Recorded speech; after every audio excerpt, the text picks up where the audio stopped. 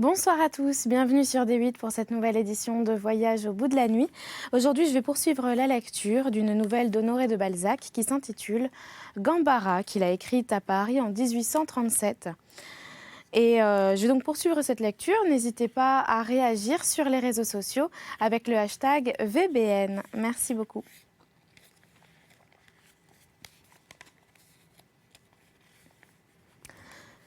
Basta, s'écria-t-il. Votre seigneurie est conduite ici par deux appétits. La signora Gambara n'aura point perdu son temps. Si elle est parvenue à intéresser un seigneur aussi généreux que vous paraissez l'être. En peu de mots, je vous apprendrai tout ce que nous savons ici sur cette pauvre femme. Vraiment, bien digne de pitié. Le mari est né, je crois, à Crémone et arrive d'Allemagne. Il voulait faire prendre une nouvelle musique et de nouveaux instruments chez les Tedeschi. N'est-ce pas à faire pitié ?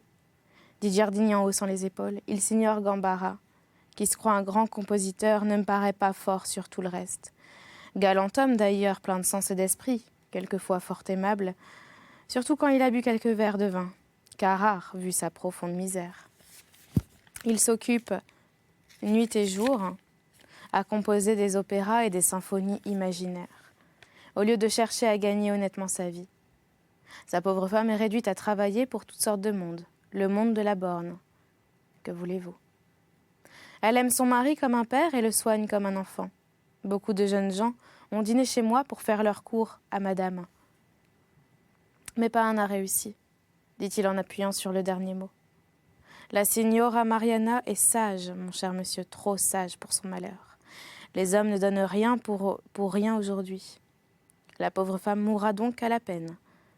Vous croyez que son mari la récompense de ce dévouement ? Monsieur ne lui accorde pas un sourire. Et leur cuisine se fait chez le boulanger. Car non seulement ce diable d'homme ne gagne pas un sou, mais encore il dépense tout le fruit du travail de sa femme en instruments qu'il taille, qu'il allonge, qu'il raccourcit, qu'il démonte et remonte jusqu'à ce qu'il ne puisse plus rendre que des sons à faire fuir les chats. Alors il est content. Et pourtant vous verrez en lui le plus doux. Le meilleur de tous les hommes est nullement paresseux. Il travaille toujours. Que vous dirais-je, il est fou, et il ne connaît pas son état. Je l'ai vu, limant et forgeant ses instruments. Manger du pain noir avec un appétit qui me faisait envie à moi-même. À moi, monsieur, qui est la meilleure table de Paris. Oui. Excellence, avant un quart d'heure, vous saurez quel homme je suis. J'ai introduit dans la cuisine italienne des raffinements qui vous surprendront. Excellence, je suis napolitain, c'est-à-dire né cuisinier. Mais à quoi sert l'instinct dans la science ? La science, j'ai passé 30 ans à l'acquérir. Et voyez où elle m'a conduit. Mon histoire est celle de tous les hommes de talent. Mes essais, mes expériences ont ruiné 3 restaurants successivement fondés à Naples, à Parme et à Rome. Aujourd'hui que je suis encore réduit à faire métier de mon art, je me laisse aller le plus souvent à ma passion dominante. Je sers à ces pauvres réfugiés quelques-uns de mes ragoûts de prédilection. Je me ruine ainsi. Sottise, direz-vous. Je le sais. Mais que voulez-vous ? Le talent m'emporte et je ne puis résister à confectionner un mets qui me sourit. Ils s'en aperçoivent toujours, les gaillards. Ils savent bien, je vous le jure, qui de ma femme ou de moi a servi la batterie. Qu'arrive-t-il ? De 60 et quelques convives que je voyais chaque jour à ma table, à l'époque où j'ai fondé ce misérable restaurant, je n'en reçois plus aujourd'hui qu'une vingtaine environ à qui je fais crédit pour la plupart du temps. Les Piémontais, les Savoyards sont partis. Mais les connaisseurs, les gens de goût, les vrais Italiens me sont restés. Aussi, pour eux, n'est-il sacrifice que je ne fasse ? Je leur donne bien souvent pour 25 sous par tête un dîner qui me revient au double. La parole du signor Giardini sentait tant la naïve rouarie napolitaine que le comte, charmé, se crut encore à Girolamo. Puisqu'il en est ainsi, mon cher hôte, dit-il familièrement au cuisinier, puisque le hasard et votre confiance m'ont mis dans le secret de vos sacrifices journaliers, permettez-moi de doubler la somme. En achevant ces mots, Andrea faisait tourner sur le poêle une pièce de 40 francs, sur laquelle le signor Giardini lui rendit religieusement 2 francs 50 centimes, non sans quelque façon discrète qui le réjouiront fort. Dans quelques minutes, reprit Giardini, vous allez voir votre Donnina. Je vous placerai près du mari, et si vous voulez être dans ses bonnes grâces, parlez musique. Je les ai invités tous deux, pauvres gens. À cause du nouvel an, je régale mes hôtes d'un mets dont la confection duquel je crois m'être surpassée. La voix du signor Giardini fut couverte par les bruyantes félicitations des convives qui vinrent 2 à 2, un à un, assez capricieusement, suivant la coutume des tables d'hôtes. Giardini affectait de se tenir près du comte et faisait le Cicérone en lui indiquant quels étaient ses habitués. Il tâchait d'amener par ses lazis un sourire sur les lèvres d'un homme en qui son instinct de napolitain lui indiquait un riche protecteur à exploiter. Celui-ci, dit-il, est un pauvre compositeur qui voudrait passer de la romance à l'opéra et ne peut. Il se plaint des directeurs, des marchands, de musique, de tout le monde, excepté de lui-même. Et certes, il n'a pas de plus cruel ennemi. Vous voyez quel teint fleuri, quel contentement de lui, combien peu d'efforts dans ses traits, si bien disposé pour la romance. Celui qui l'accompagne et qui a l'air d'un marchand d'allumettes est une des plus grandes célébrités musicales. Gigelmi, le plus grand chef d'orchestre italien connu. Mais il est sourd et finit malheureusement sa vie privée de ce qui la lui embellissait. Voici notre grand Ottoboni, le plus naïf vieillard que la terre ait porté. Mais il est soupçonné d'être le plus enragé de ceux qui veulent la régénération de l'Italie. Je me demande comment l'on peut bannir un si aimable vieillard. Ici, Giardini regarda le comte, qui, se sentant sondé du côté politique, se retrancha dans une immobilité toute italienne. Un homme, obligé de faire la cuisine, à tout le monde doit s'interdire d'avoir une opinion politique. « Excellence, dit le cuisinier en continuant. Mais tout le monde, à l'aspect de ce brave homme, qui a plus l'air d'un mouton que d'un lion, eût dit ce que je pense devant l'ambassadeur d'Autriche lui-même. D'ailleurs, nous sommes dans un moment où la liberté n'est plus proscrite et va recommencer sa tournée. Ces braves gens le croient du moins, dit-il, en s'approchant de l'oreille du comte. Et pourquoi contrarierais-je leurs espérances? Car moi, je ne hais pas l'absolutisme, Excellence. Tout grand talent est absolutiste. Eh bien, quoique plein de génie, Ottoboni se donne des peines inouïes pour l'instruction de l'Italie. Il compose des petits livres pour éclairer l'intelligence des enfants et des gens du peuple. Il les fait passer très habilement en Italie. Il prend tous les moyens de refaire un moral à notre pauvre patrie, qui préfère la jouissance à la liberté. Peut-être avec raison. Le comte gardait une attitude si impassible que le cuisinier ne put rien découvrir de ses véritables opinions politiques. Ottoboni, reprit-il, est un saint homme. Il est très secourable, tous les réfugiés l'aiment, car Excellence, un libéral peut avoir des vertus. Oh, fit Giardini, voilà un journaliste, dit-il en désignant un homme qui avait le costume ridicule que l'on donnait autrefois aux poètes logés dans les greniers, car son habit était râpé, ses bottes crevassées, son chapeau gras et sa redingote dans un état de vétusté déplorable. Excellence, ce pauvre homme est plein de talent et incorruptible. Il s'est trompé sur son époque, il dit la vérité à tout le monde, personne ne peut le souffrir. Il rencontre des théâtres dans 2 journaux obscurs. Quoiqu'il soit assez instruit pour écrire dans les grands journaux, pauvre homme. Les autres ne valent pas la peine de vous être indiqués, et votre Excellence les devinera, dit-il en s'apercevant qu'à l'aspect de la femme du compositeur, le comte ne l'écoutait plus. En voyant Andrea, la signora Mariana tressaillit et ses joues se couvrirent d'une vive rougeur.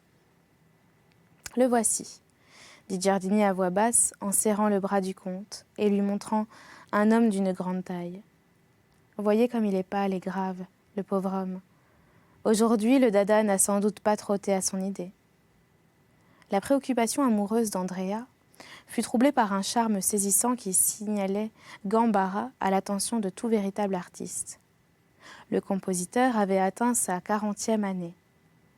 Mais quoique son front large et chauve fût sillonné de quelques plis parallèles et peu profonds, malgré ses tempes creuses ou quelques veines nuancées de bleu le tissu transparent d'une peau lisse, malgré la profondeur des orbites où s'encadraient ses yeux noirs pourvus de larges paupières aux cils clairs, la partie inférieure de son visage lui donnait tous les semblants de la jeunesse par la tranquillité des lignes et par la mollesse des contours. Le premier coup d'œil disait à l'observateur que, chez cet homme, la passion avait été étouffée au profit de l'intelligence, qui seule était vieillie dans quelques grandes luttes. Andrea jeta rapidement un regard à Mariana qui l'épiait. À l'aspect de cette belle tête italienne dont les proportions exactes et la splendide coloration révélaient une de ces organisations où toutes les forces humaines ont harmoniquement balancé, il mesura l'abîme qui séparait ces deux êtres unis par le hasard. Heureux du présage qu'il voyait dans cette dissemblance entre les deux époux, il ne songeait point à se défendre d'un sentiment qui devait élever une barrière entre la belle Mariana et lui. Il ressentait déjà pour cet homme de qui il était l'unique bien, une sorte de pitié respectueuse, en devinant la digne et sereine infortune qu'accusait le regard doux et mélancolique de Gambara. Après s'être attendu à rencontrer dans cet homme un de ces personnages grotesques si souvent mis en scène par les conteurs allemands et par les poètes de libretti, il trouva un homme simple et réservé, dont les manières et la tenue, exemptes de toute étrangeté, ne manquaient pas de noblesse. Sans offrir la moindre apparence de luxe, son costume était plus convenable que ne le comportait sa profonde misère, et son linge attestait la tendresse qui veillait sur les moindres détails de sa vie. Andrea leva des yeux humides sur Mariana, qui ne rougit point et laissa échapper un demi-sourire, où perçait peut-être l'orgueil que lui inspira ce muet hommage. Trop sérieusement, et pris pour ne pas épier le moindre indice de complaisance, le comte se crut aimé en se voyant si bien compris. Dès lors, il s'occupa de la conquête du mari plutôt que de celle de la femme, en dirigeant toutes ses batteries contre le pauvre Gambara, qui, ne se doutant de rien, avalait sans les goûter les bocconi du signor Giardini. Le comte entama la conversation sur un sujet banal, mais dès les premiers mots, il tint cette intelligence, prétendue aveugle peut-être sur un point, pour fort clairvoyante sur toutes les autres. Il vit qu'il s'agissait moins de caresser la fantaisie de ce malicieux bonhomme que de tâcher d'en comprendre les idées.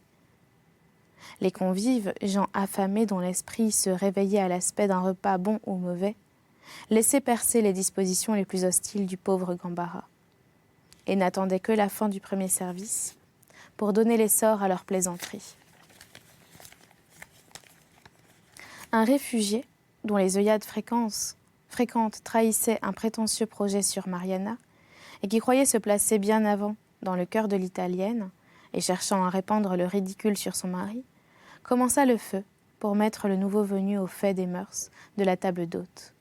« Voici bien du temps que nous n'entendons plus parler de l'opéra de Mahomet », s'écria-t-il en souriant à Mariana. Serait-ce que tout entier, aux soins domestiques, absorbé par les douceurs du pot-au-feu, Paolo Gambara négligerait un talent surhumain, laisserait refroidir son génie et attiédir son imagination? Gambara connaissait tous les convives. Il se sentait placé dans une sphère si supérieure qu'il ne prenait plus la peine de repousser leurs attaques. Il ne répondit point. « Il n'est pas donné à tout le monde, reprit le journaliste, d'avoir assez d'intelligence pour comprendre les élucubrations musicales de monsieur. Et là sans doute est la raison qui empêche notre divin maestro de se produire au bon Parisien. Cependant, dit le compositeur de romance, qui n'avait ouvert la bouche que pour y engloutir tout ce qui se présentait, je connais des gens à talent qui font un certain cas du jugement des Parisiens. J'ai quelque réputation en musique, ajouta-t-il d'un air modeste. Je ne la dois qu'à mes petits airs de vaudeville et au succès qu'obtiennent mes contredanses dans les salons. mais je compte faire bientôt exécuter une messe composée pour l'anniversaire de la mort de Beethoven. Et je crois que je serai mieux compris à Paris que partout ailleurs. Monsieur me fera-t-il l'honneur d'y assister ? Dit-il en s'adressant à Andrea. Merci, répondit le comte, je ne me sens pas doué des organes nécessaires à l'appréciation des chants français.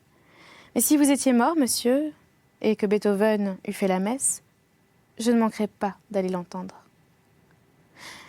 Cette plaisanterie fit cesser l'escarmouche de ceux qui voulaient mettre Gambara sur la voie des lubies, afin de divertir le nouveau venu. Andrea sentait déjà quelque répugnance à donner une folie si noble et si touchante en spectacle à tant de vulgaire sagesse. Il poursuivit sans arrière-pensée un entretien à bâton rompu, pendant lequel le nez du signor Giardini s'interposa souvent à 2 répliques.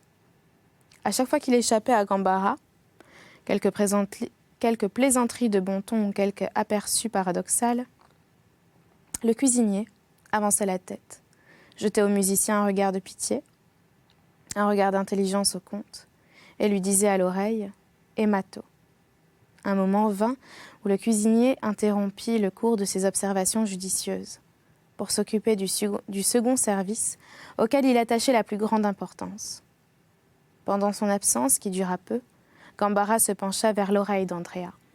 « Ce bon Giardini, lui dit-il à demi-voix, nous a menacés aujourd'hui d'un plat de son métier que je vous engage à respecter. Quoique sa femme en ait surveillé la préparation, le brave homme a la manie des innovations en cuisine. Il s'est ruiné en essai dont le dernier l'a forcé à partir de Rome sans passeport, circonstance sur laquelle il se tait. Après avoir acheté un restaurant en réputation, il fut chargé d'un gala que donnait un cardinal, nouvellement promu et dont la maison n'était pas encore montée. Giardini crut avoir trouvé une occasion de se distinguer. Il y parvint, le soir même. Accusé d'avoir voulu empoisonner tout le conclave, il fut contraint de quitter Rome et l'Italie. Sans faire ses mal, ce malheur lui a porté le dernier coup. Et maintenant, Gambara se posa un doigt au milieu de son front et secoua la tête. D'ailleurs, ajouta-t-il, il est bon homme. Ma femme assure que nous lui avons beaucoup d'obligations. Giardini parut portant, avec précaution, un plat qu'il posa au milieu de la table. Et après, il revint modestement se placer auprès d'Andrea, qui fut servi le premier. Dès qu'il eut goûté ce mets, le comte trouva un intervalle infranchissable entre la première et la seconde bouchée. Son embarras fut grand. Il tenait fort à ne point mécontenter le cuisinier, qui l'observait attentivement. Si le restaurateur français se soucie peu de voir dédaigner un mets dont le paiement est assuré, il ne faut pas croire qu'il en soit de même d'un restaurateur italien, et qui souvent l'éloge ne suffit pas. Pour gagner du temps, Andrea complimenta chaleureusement Giardini, mais il se pencha vers l'oreille du cuisinier, lui glissa sous la table une pièce d'or, et le pria d'aller acheter quelques bouteilles de vin de champagne, en le laissant libre de s'attribuer tout l'honneur de cette libéralité. Et c'est là-dessus que nous allons arrêter cette lecture pour aujourd'hui. J'espère que vous l'avez apprécié. N'hésitez pas à réagir sur les réseaux sociaux avec le hashtag VBN. Merci beaucoup. Je vous souhaite une très bonne nuit ou une bonne journée et à bientôt.